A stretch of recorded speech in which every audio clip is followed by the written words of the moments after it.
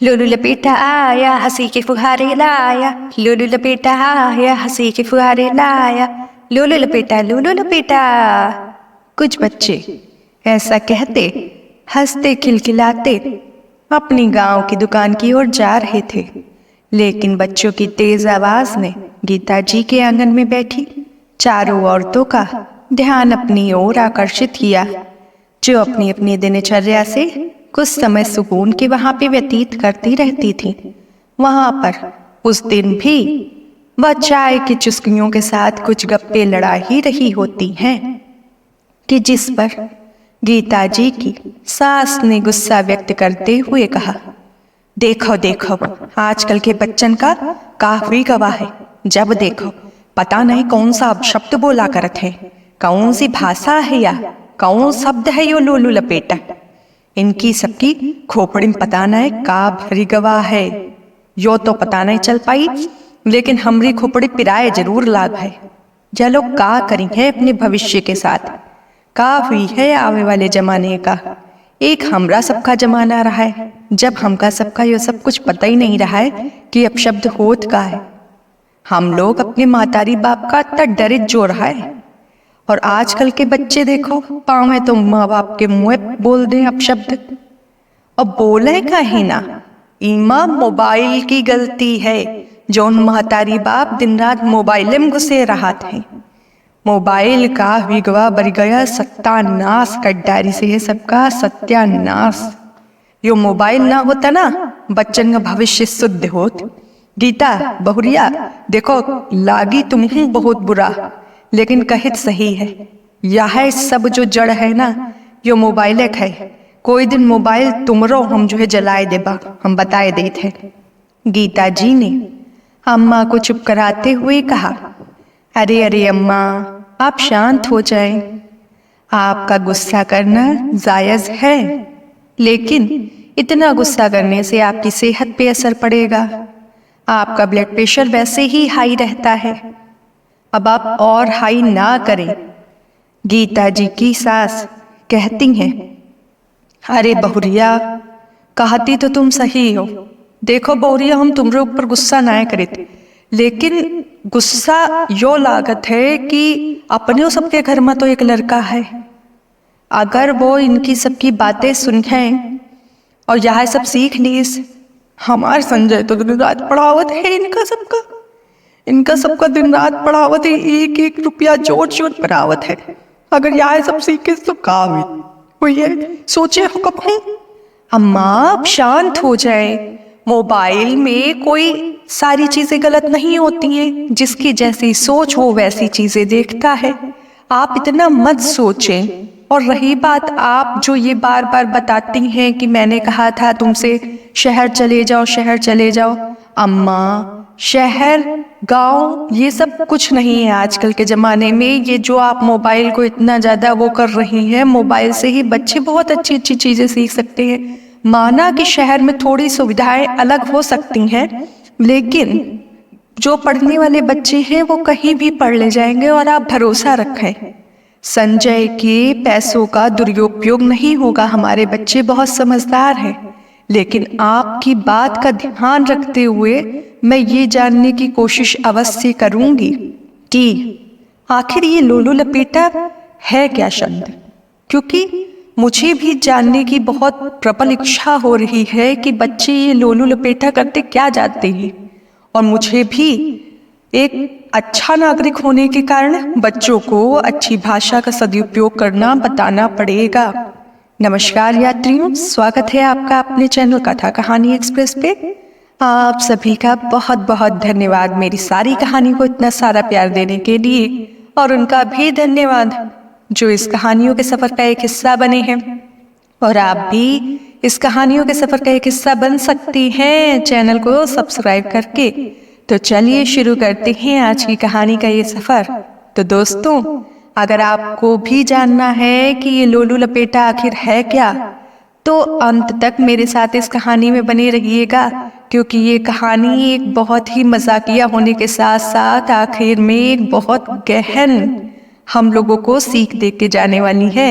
गीता जी ने मन में विचार किया कि आज इन बच्चों के कारण अम्मा ने मुझे आशा और बबली के सामने बहुत सुनाया है। अब मैं इन बच्चों का पता लगाकर ही रहूंगी कि यह लोग यह सब बकवास करते क्यों जाते हैं। अब गीता जी बदले की आग में दिन रात बस इसी बात में उलझी रहती कि कैसे यह पता लगाया जाए कि यह बच्चे ये सब क्यों बकवास कर रहे हैं। अब वह रोज इसी टाइम पर अपनी घर का कचरा बाहर डालने जाया करती थी। तो एक दिन फिर से वह बच्चे वहां से लोलू लपेटा लोलू लपेटा लोलू लपेटा लोलू लपेटा लोलू लपेटा करते जा रहे थे।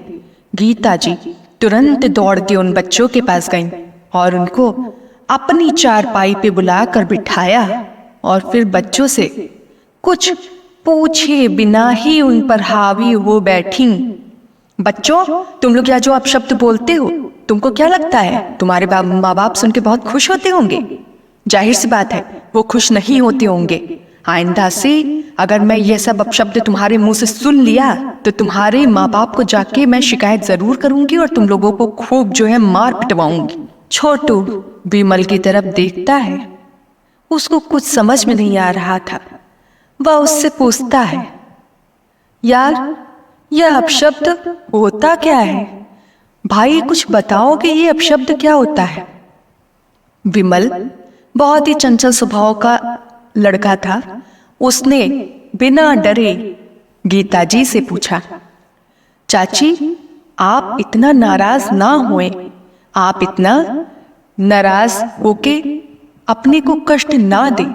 आप सबसे पहले मुझे यह बताएं कि यह अपशब्द होता क्या है, फिर हम बताते हैं आपकी बात का मतलब। गीता जी बड़ी आश्चर्य में पड़ गईं कि अब बच्चों को अपशब्द का मतलब कैसे बताया जाए। अब गीता जी ने उनको साधारण भाषा में समझाते हुए कहा कि अपशब्द एक प्रकार की गाली समझ लो बच्चों, जो शायद तुम लोगों के मम्मी पापा भी देने से मना करते होंगे कि किसी को नहीं दी जाती है। अब बच्चे बहुत असमंजस में थे कि उन्होंने कब किसी को गाली दी। तो उन्होंने गीता जी से वापस से प्रश्न किया कि चाची किस तरह की गाली, क्या हम लोग? अरे बच्चों, वही जो लोलू लपेटा करते जाते हो तुम लोग, जिसकी वजह से अम्मा ने मुझे खूब सुनाया। अरे चाची, दोनों बच्चे हंसते हुए आपस में बोलते हैं, चाची आप क्या बात कर रहे हो? लोलू लपेटा कोई वो नहीं है, गाली नहीं है चाची, ये हम लोग पड़ोस के रामू काका को बोलते हैं। कौन रामू काका? गीता जी ने गुस्से में बोला। अरे चाची, रामू काका वही जो बहुत मजाकिया स्वभाव के हैं ना, इस वजह से। गीता जी का गुस्सा अभी भी शांत नहीं हुआ।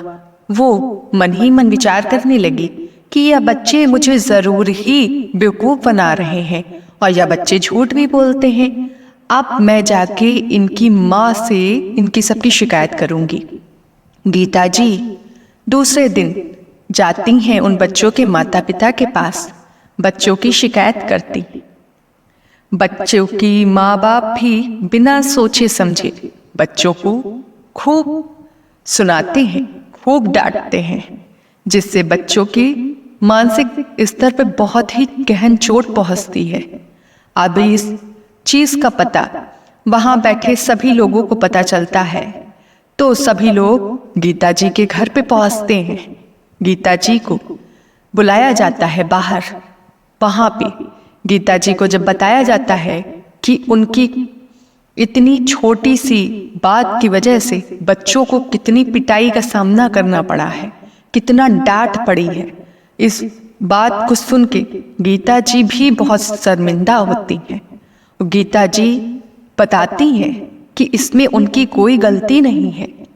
बच्चे ही लोलू लपेटा करते हुए जा रहे होते हैं, जिससे अम्मा बहुत ही ज्यादा प्रभावित होती हैं कि उनके घर के बच्चे को ये अपशब्द ना समझ में आए। तभी उन्होंने यह फैसला किया था। उनको नहीं पता था कि बच्चों के माँ बाप उनको पिटाई करेंगे। अगर ऐसा पता होता तो वो यह गलत कदम कभी नहीं उठाती। लेकिन सरपंच जी भी वहां आ चुके थे। सरपंच जी ने कहा गीता, आप हमेशा से ही इस तरह बिना सोचे समझे निर्णय लेके ही आप आधी अधूरी बात सुने बिना ही चली आती हैं किसी भी मुद्दे का फैसला करते हुए। आपको अपनी सोच को बदलना चाहिए, क्योंकि सबसे पहले हम लोगों को इस बात को सुनना चाहिए कि इंसान क्या बोलना चाह रहा है, उसका क्या सच है, वह जानकर ही आपको किसी निष्कर्ष पे पहुंचना चाहिए। नहीं तो बहुत ही बड़ी गलतफहमियों का सामना करके हम लोगों को बहुत गलत निष्कर्षों पर जा सकते हैं हम लोग। सरपंच जी, मैं आपका सम्मान करती हूँ, गीता जी ने ऐसा कहा। लेकिन आप ही बताइए, यह लोलू लपेटा एक शब्द अपशब्द लग रहा है आपको? क्या लग रहा है? आप ही इस चीज का निष्कर्ष निकालिए। गीता जी, लोलू लपेटा कोई भी अपशब्द नहीं है। बच्चों ने आपसे जो भी कहा था वो सच कहा था। लोलू लपेटा रामू काका का ही नाम है, क्योंकि रामू बहुत ही मजाकिया स्वभाव का इंसान था। तो एक दिन सभी बच्चे जब पतंग उड़ा रहे थे तो वह पहुंचता है और बच्चों को हंसने के लिए प्रेरित करता है और हंसी खुशी से सारी बातें करता है। तो बच्चों को हंसाने के लिए केवल उसने बोला था, लॉल लॉल मंझा लपेटत जाओ, लॉल लॉल मंझा लपेटत जाओ, जिस पे सभी बच्चे बहुत खुश हुए थे। इसी से सब लोगों ने उसको नाम लोलू लपेटा रख दिया था। लेकिन इस बात का इतना पतंगड़ बनना यह बिल्कुल भी जायज नहीं था।